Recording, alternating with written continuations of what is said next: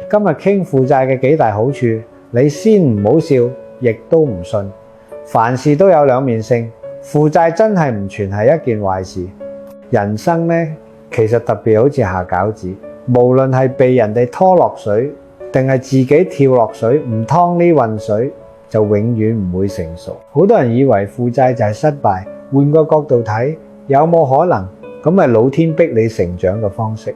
今日咱哋就認認真真傾下負債嘅好處，賠都賠咯，學費咱都交咯，總得學到點係嘛？一，負債可以俾你睇清人性，邊個真心邊個假意，有時一欠錢呢，全都現行。嫌貧愛富係本能，笑貧恨富係人性。人性就係恃強凌弱嘅遊戲，你強嘅時候好人多，你弱嘅時候壞人多。唔好高估咗關係，更別少睇咗人性。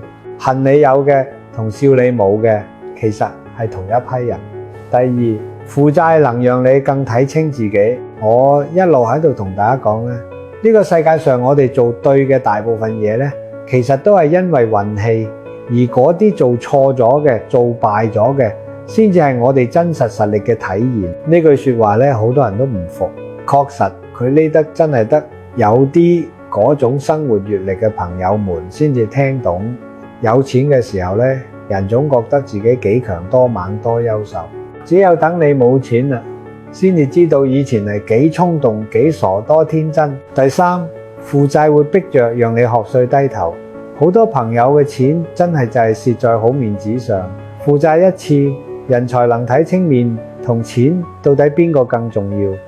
李嘉誠曾經話，人嘅面子係最唔值錢嘅嘢。當你可以擺低面子去爭錢嘅時候，講明你真係成熟咗。